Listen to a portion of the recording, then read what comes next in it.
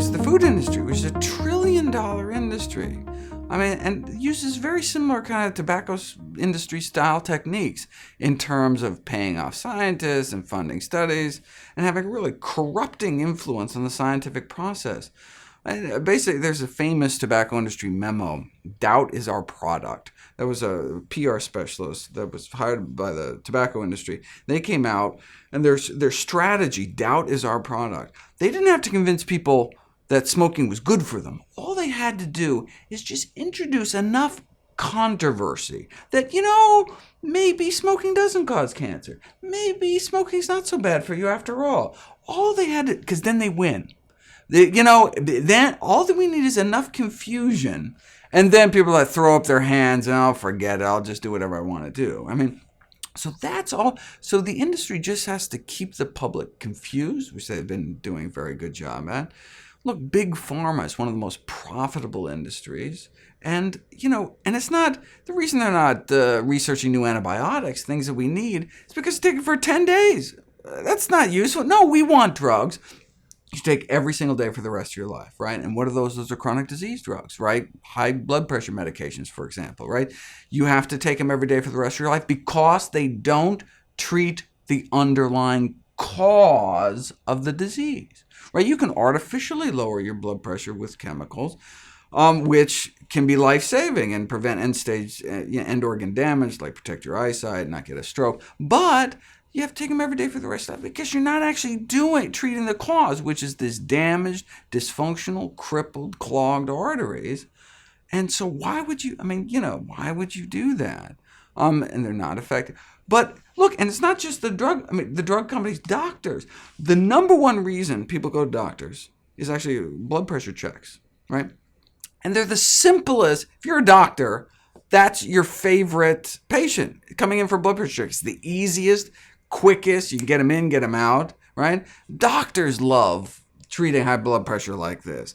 Big pharma, multi-billion-dollar industry, put people on, 3, 4, 5 different classes of blood pressure medications for the rest of your life, right? I mean, this is, it's big business on kind of every level, right? How much money does a hospital make when they do a triple bypass surgery versus, feeding people healthy food? Then you won't end up in the hospital in the first place, very likely. Most of the causes of premature death are diet-related.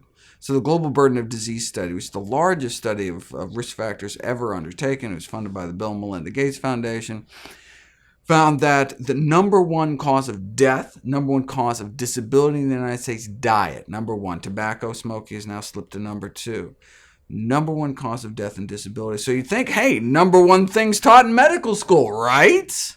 No, and in fact, the mainstream medical community has actually actively lobbied against nutrition education for professionals. This is very important. So there was a bill introduced in the California Senate.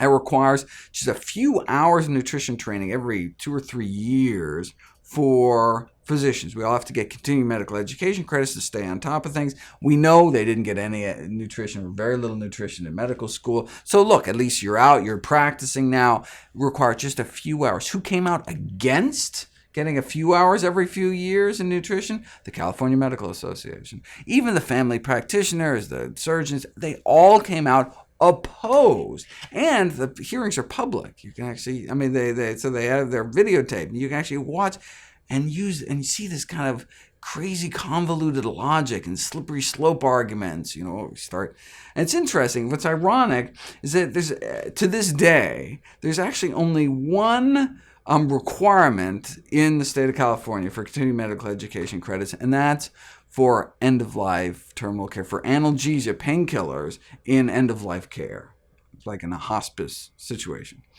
which is just, to me, such the metaphor for our whole medical system.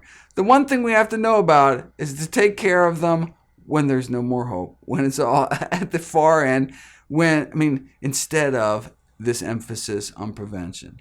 Prevention, it just doesn't make anybody money.